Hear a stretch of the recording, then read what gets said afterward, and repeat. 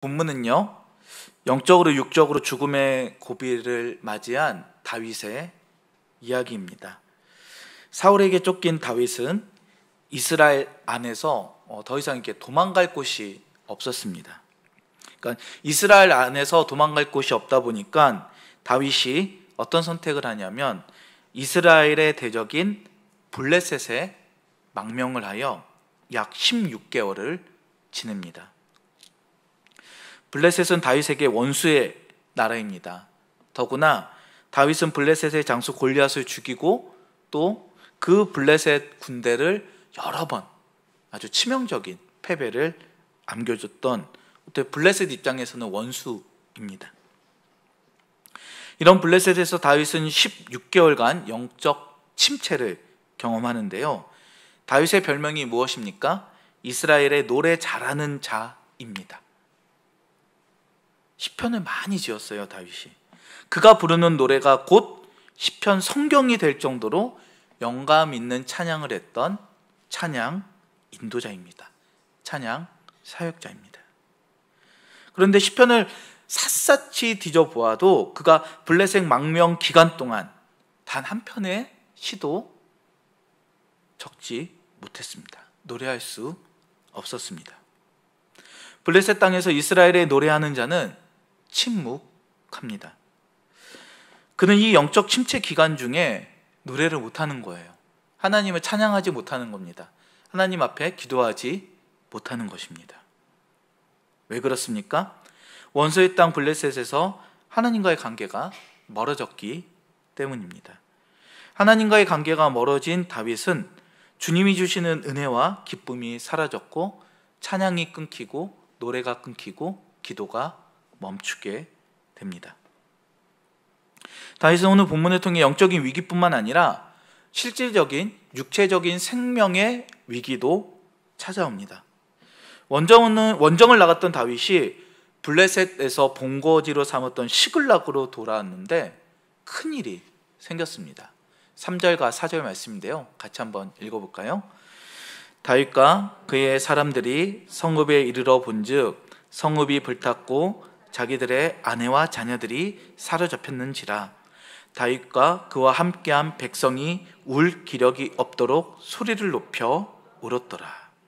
이스라엘의 대적 아말렉 사람들이 공격해서 다윗과 다윗의 부하 600명의 집을 다 태우고요, 가족들을 다 노예로 잡아갑니다. 다윗과 그의 부하들은 너무나 마음이 아파서 엉엉 울었습니다. 나중에는 하도 울어서 울 기력조차 없었습니다.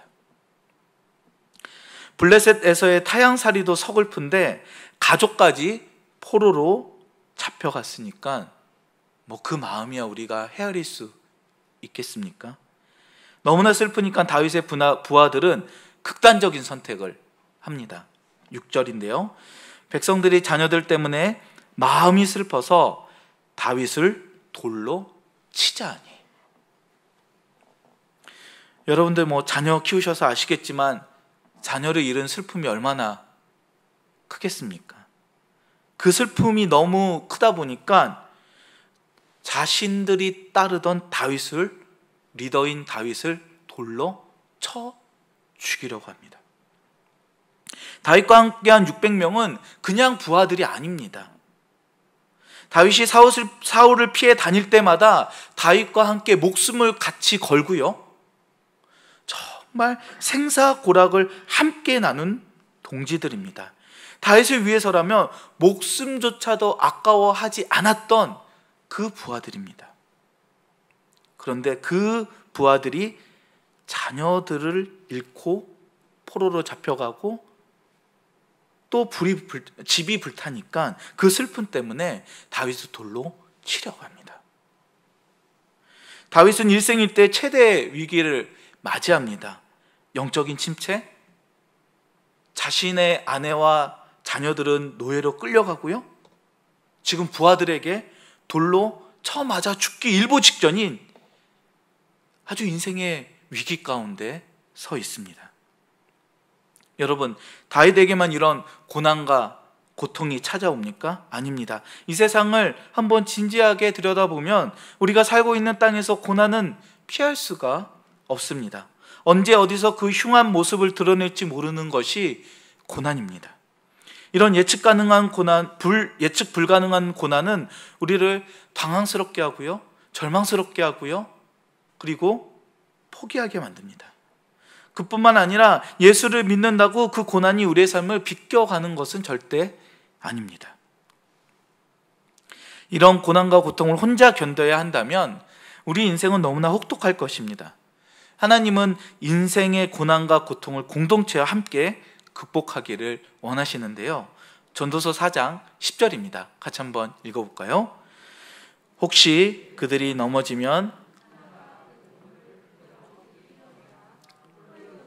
넘어지고 붙들어 일으킬 자가 없는 자에게는 화가 있으리라. 아멘. 하나님께서는 전도서 말씀을 통해 인생 가운데 넘어질 때 붙잡아줄 공동체가 필요하다라고 말씀하십니다. 여러분은 여러분 고난 가운데 여러분들을 붙잡아주는 공동체가 있습니까? 그런 동역자들이 계십니까? 오늘 본문에 등장하는 다윗 역시 인생의 고난과 고통을 함께 극복할 수 있는 공동체를 다시 한번 발견하게 됩니다.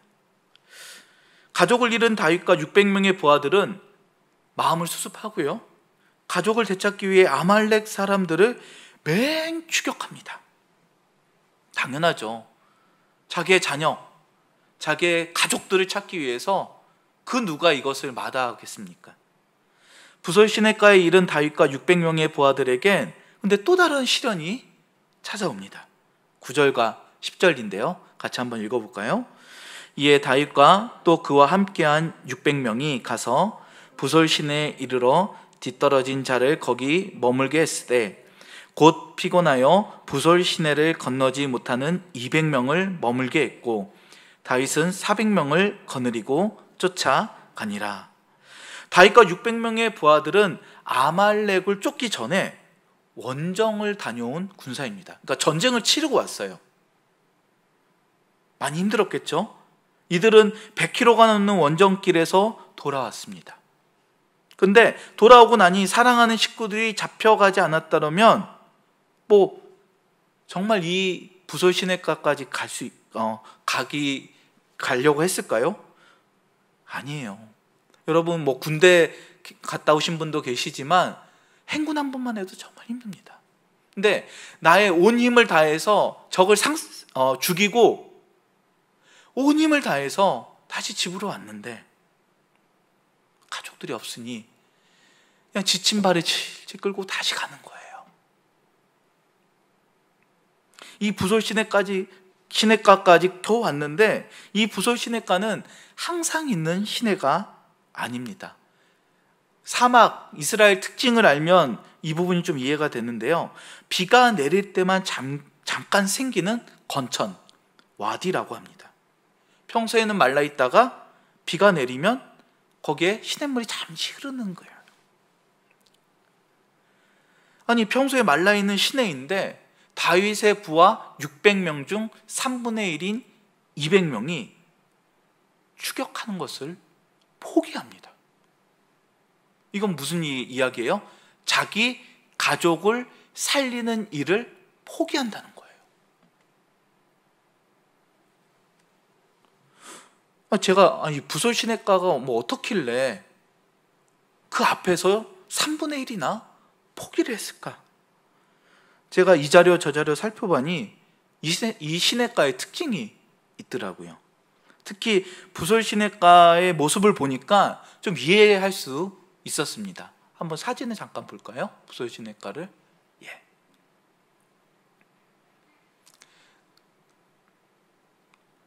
이 전체적인 모습이고요. 저 깊은 곳이 부설 시내가입니다. 그리고 또 다음 사진요. 다음 사진요. 한 장만 더 넘겨주시고. 여러분 이제 느끼셨는지 모르겠지만 그냥 우리처럼 맨 땅이 아니라 깊은 계곡이 있어요. 그러니까 깊은 골짜기를 통해 시내가 흐르는 것입니다. 여러분 저 앞에 딱 섰을 때 다윗의 군사들이 어떻게 했어야 됐을까요? 말을 타고 간다? 낙타를 타고 간다? 아니요. 다 내려야 돼요. 깊은 시내로 내려가고요. 다시 올라가고요. 만만치 않습니다. 평소 같으면 어렵지 않게 올라갈 수 있었겠죠. 원정을 치르고 목숨을 내걸고 전쟁을 치르고 100km를 행군하고 시글락에서 부솔 시내까지 약 24km라고 합니다. 이 24km를 숨이 턱이 차도록 뛰어오고 정신은 멘붕이고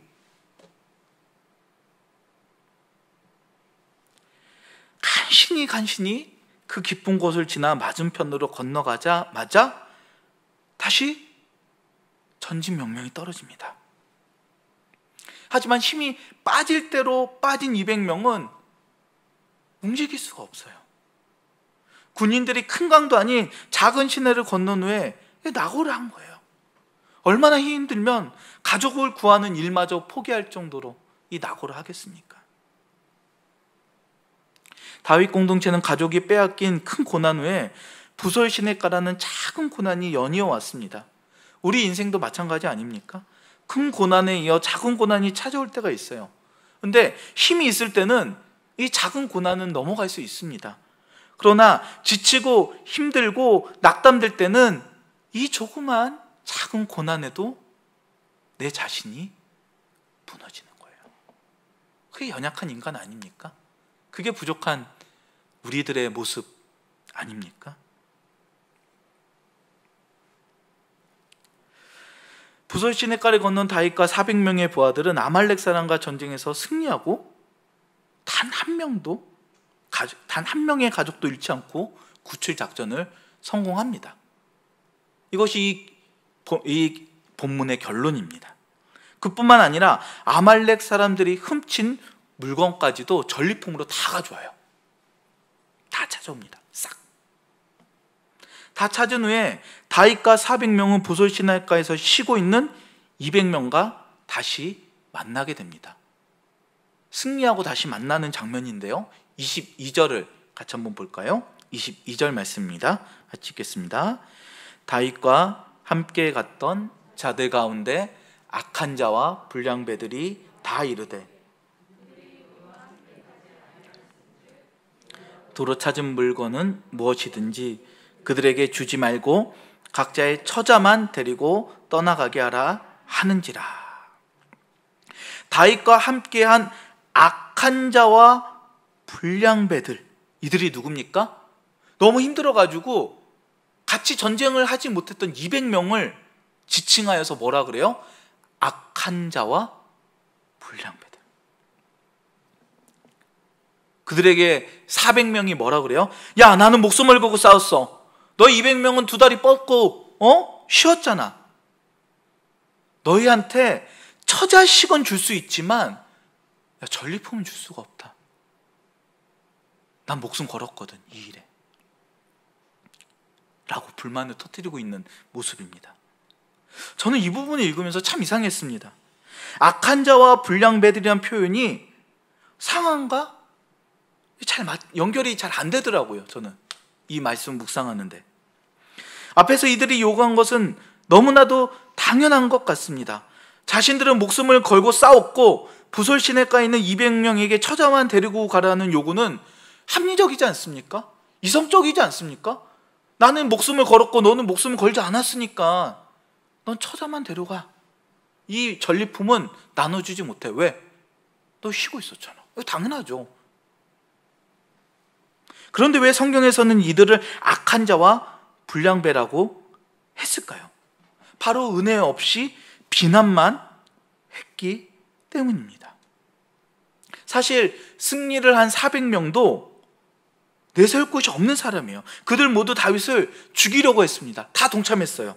전쟁 중에 600명의 식구들이 한 사람도 다치지 않고 노예로 끌려가는 것이 인간의 힘으로 여러분 가능합니까? 한 명도 다치지 않았어요. 뿐만 아니라 노예로 잡혔던 600명의 식구들을 전쟁터에서 한 사람도 죽지 않고 또 무사히 데려옵니다. 한 사람도 죽지 않고 끌려가는 것도 신기한 일이지만 한 사람도 죽지 않고 그 사람들 다시 데려오는 것은 더 신기한 일이에요. 이런 일이 가능할까요? 전적인 하나님의 은혜이며 하나님의 간섭하심과 보호하심인 줄 믿습니다. 악한 자와 불량배들은 이런 하나님의 은혜를 생각하지 않고 내 힘으로 했어, 내가 목숨 걸었어, 내가 쫓아갔어, 내 힘, 내가 잘났어 라며 자기 의를 드러내며 200명을 손가락질하는 거예요. 비난합니다. 교회에서 어떤 분들이랑 이야기를 나누면 참 교회를 사랑하는 마음으로 이런 문제점, 저런 문제점들을 말씀하십니다. 정말 그분들의 이야기를 듣고 있으면 다 맞으세요. 틀린 이야기가 하나도 없습니다. 다 옳으신 말씀입니다. 그런데 그런 분의 이야기를 듣고 있으면 저는 이렇게 가슴이 막 답답해지더라고요. 답답해요. 맞는데 왜 그럴까요? 그분의 이야기 가운데 은혜가 없다 보니까. 이성적으로는 너무나 맞죠. 합리적이죠. 좋은 이야기입니다. 그렇지만 은혜가 떨어져 가슴이 식어진 그분에게 냉철한 이성만이 남아 다른 사람을 비판하고 비난합니다. 그 뒤에는 무엇이 있습니까? 나는 맞고 너는 틀려 라는 자기 의와 자기 교만이 숨어져 있는 것입니다. 이런 모습 본문에만 나온 게 아니라 우리 가족에서 잘 매일매일 경험하지 않으시나요? 아니십니까? 다 남편을 사랑으로 용납하고 자녀들을 다 이해해주고 아니잖아요. 그러나 다윗은 부솔 시내가에 남은 200명을 비난하지 않아요. 이래서 다윗이 귀한 것 같습니다. 23절에서 다윗이 이르되 나의 형제들아 여호와께서 우리를 보호하시고 우리를 치러 온 그 군대를 우리 손에 넘기셨은즉 그가 우리에게 주신 것을 너희가 이같이 못하리라. 아멘. 다윗은 악한 자와 불량배와 다르게 하나님의 은혜를 말하고 있습니다. 하나님께서 우리를 보호하셨다. 하나님께서 우리를 지키셨다. 하나님께서 아말렉을 우리 손에 넘기셨다. 이게 하나님의 전적인 은혜 아니냐? 하나님의 보호하심 아니냐? 다윗은 하나님의 그 은혜를 잊지 않고 이성과 논리를 뛰어넘는 그 은혜를 베풉니다. 그리고 24절에서 이런 은혜로운 말씀을 합니다. 이 일에 누가 너희에게 듣겠느냐? 전장에 내려갔던 자의 분깃이나 소유물 곁에 머물렀던 자의 분깃이 동일할지니 같이 분배할 것이니라 하고, 그러니까 전쟁터에서 싸운 400명과 부솔 시내가에서 낙오한 200명에게 전리품을 똑같이 나누라 라고 다윗이 말합니다. 제가 좀 엉뚱한지 몰라도 저는 200명의 부솔 시내가에 그 낙오했던 그 사람들이 400명이 데려온 가족들 있잖아요. 여기에는 200명의 가족도 있을 거예요. 그 가족들을 딱 이렇게 상봉했을 때 어땠을까 상상을 해봤습니다. 아니, 당신은 여기서 낙오한 거야? 우리 아들, 딸을 내팽겨치고 버린 거야? 말이 돼, 이게?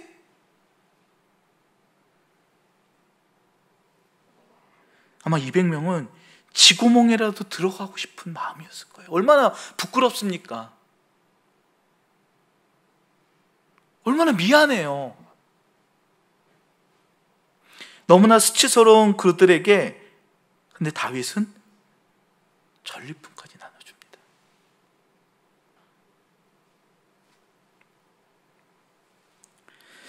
왜 다윗은 200명에게 이 전리품을 줬을까요?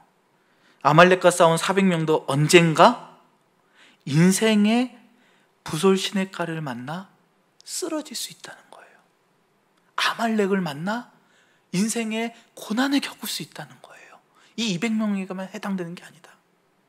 너희 400명도 지금은 힘이 있어서 이것을 견뎠지만, 인생을 살다 보면 어느 때인지 모르지만 너희도 힘이 없이 바닥에 주저앉을 때가 있을 거야. 이 200명처럼. 누구나 인생을 살다 보면 고난이 찾아올 수 있고 쓰러질 수 있어. 그때 비난하지 말고 하나님의 사랑으로 안아줘. 배려해 주렴. 서로 섬기렴.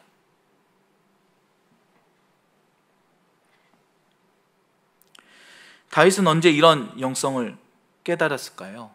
오늘 설교의 결론입니다. 바로 6절인데요. 6절 말씀을 같이 한번 읽어볼까요? 백성들이 자녀들 때문에 마음이 슬퍼서 다윗을 돌로 치자 하니 다윗이 크게 다급하였으나 그의 하나님 여호와를 힘입고 용기를 얻었더라. 아멘. 여러분, 이게 다윗의 평소와는 다른 영적 컨디션이라는 것을 이해하셔야 돼요. 다윗은요, 아까 앞에서도 말했지만 16개월 동안 시편 한 편을 못 쓸 정도였어요. 찬양이 안 나오는 영적 침체기를 겪고 있었어요. 그 가운데 마음이 슬퍼서 막 부하들은 죽이려고 그러고 내 아내는 사로잡혀가고 아들도 안 보이고 딸도 안 보이고, 이런 상황 가운데 16개월이라는 침묵을 깨고 어떻게 합니까? 정말 어렵게 하나님 앞에 엎드린 거예요. 다윗이 크게 다급하였으나 그의 하나님 여호와를 힘입고 용기를 얻었더라. 16개월 만에.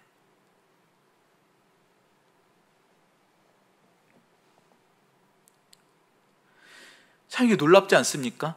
600명의 공동체의 리더인 다윗이 하나님을 만나 은혜를 받으니까 다윗 공동체에 어떻게 해요? 사랑이 흘러가고 용납이 흘러가고 고난과 고통의 순간을 넘기게 됩니다. 이런 은혜가 우리에게 임하기를 간절히 원합니다. 여러분, 16개월? 아니요, 더 오래된 영적 침묵을 경험할 수 있습니다. 인생의 고난 가운데 오면 어떨 때는 기도조차 안 나올 때가 있어요. 하나님 앞에 나오기도 너무나 힘들 때도 있습니다. 다 똑같습니다. 다 똑같습니다. 그렇지만 우리가 단 한 번이라도 예수 그리스도 하나님을 부를 때 16개월 만에 다윗을 만나주신 하나님이 나를 만나주실 줄 믿으시기 바랍니다. 오늘 이러한 마음으로 하나님 앞에 찬양했으면 좋겠는데요.